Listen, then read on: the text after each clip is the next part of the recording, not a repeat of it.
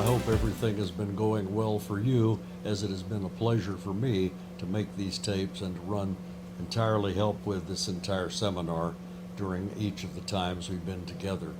Now today we're going on to another comedy, and people say to me, what's your theme? Used to have themes a lot like railroad movies, small town movies, movies filmed on location.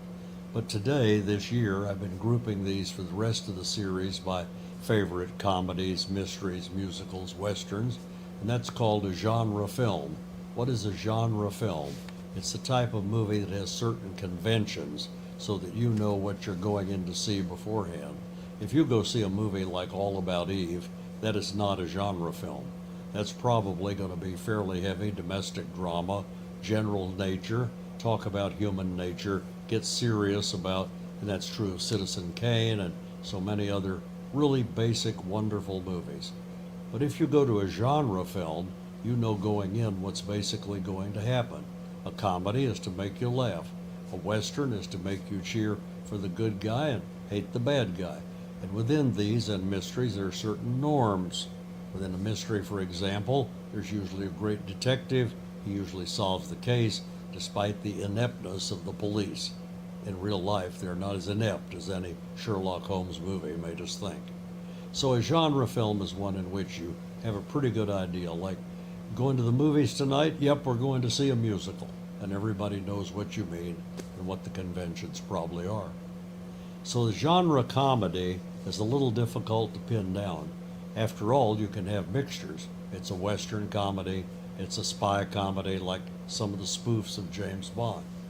So you have all types of possibilities and permutations, but a comedy is what makes us laugh and follows certain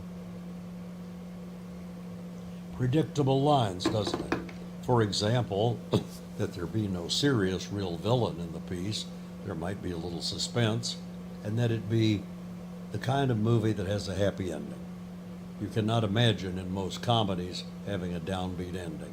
So all that we have, Born Yesterday, Bringing Up Baby, Sitting Pretty, and You Can't Take It With You, follow that norm. So comedy, to be funny, has to make us laugh. What makes us laugh? The French film scholar Henri Bergson said what makes us laugh can be many things. I'll just touch on one or two.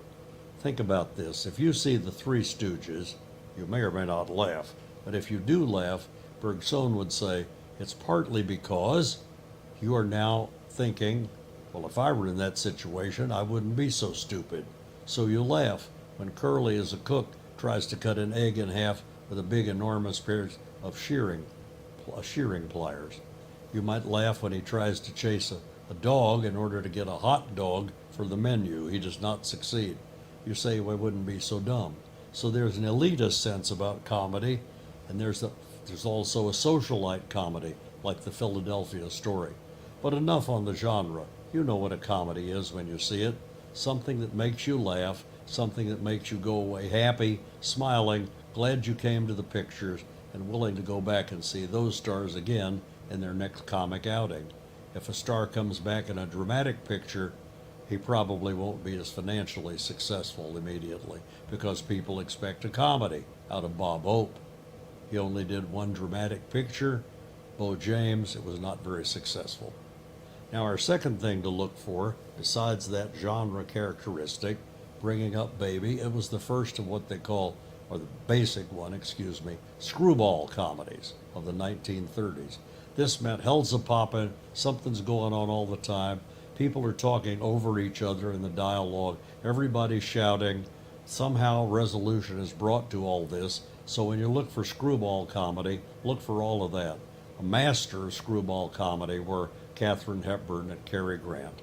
And here they star together along with Walter Catlin and some very fine other actors and actresses to bring us the story of a man who actually has a leopard that he's trying to bring up. A college professor who is a professor of like dinosaurs and paleontology who winds up loving a girl named Katharine Hepburn, who happens to be a person as different from him as you could expect, a socialite. Everything winds up okay at the end, but it always has a tiger. Baby is not a little kitten anymore. And so you can see that would cause mayhem. The third thing to look for in Bringing Up Baby is just the nature of the script. I mentioned this with other movies. You want to have a script that really makes you laugh. You can't laugh very much without words. The trouble with silent movies, which had lots of laughter, they could convey no words, so it all had to be visual humor. Wonderful that it was with Chaplin and Keaton and Harold Lloyd. They still could not communicate. Now we can make verbal jokes as well.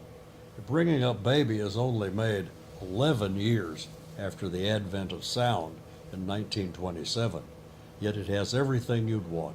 Not only the clear diction of the stars, the chemistry between the stars, but also the story is just so darn funny that even if you say this is stupid, by the end you're saying that was great because we learned from them how to bring up baby.